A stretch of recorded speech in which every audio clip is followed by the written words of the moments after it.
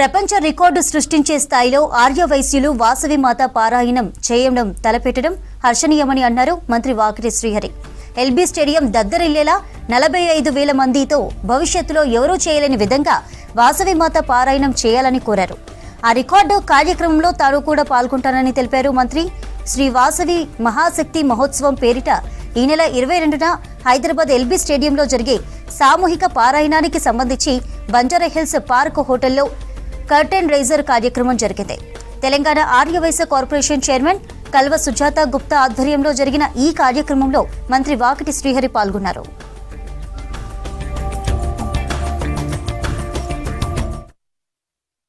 22వ తారీఖున సాయంత్రం 3 గంటల నుంచి స్టార్ట్ అవ్వబోతున్న వాసవి మాత పారాయణం Guinness book of world record కాబోతా ఉంది.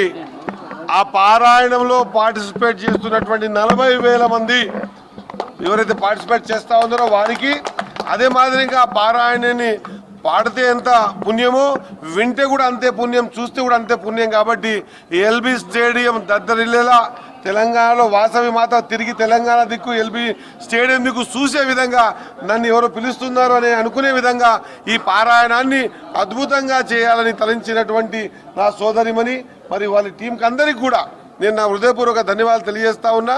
ఖచ్చితంగా ఈ పారాయణం ద్వారా నీ తెలంగాణలో ఆర్థిక స్థితిగతులు మార్పు రాబోతా ఉంది.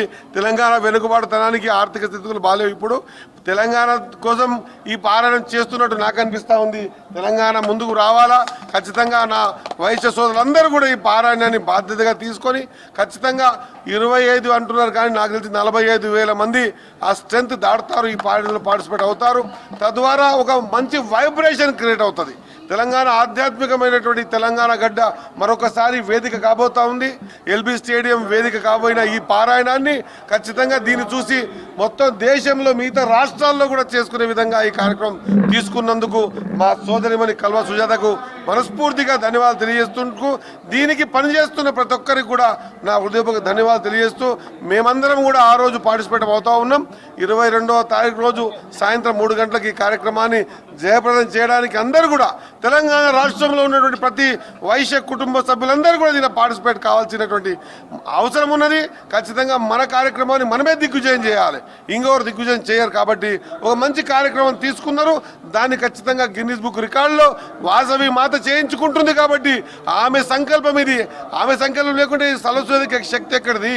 ఆమె సంకల్పం ద్వారానే ఈమెకు శక్తి వచ్చింది, అందరికి ఆలోచన వచ్చింది, వేదిక తయారైంది.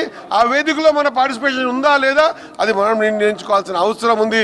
అందరూ కూడా ఖచ్చితంగా పార్టిసిపేట్ అవుతారని కోరుకుంటూ ఈ కార్యక్రమాన్ని దిగ్విజయం చేయవలసిందిగా వైశ్య కుటుంబ సభ్యులందరూ కూడా కోరుకుంటూ ముగిస్తా ఉన్నా.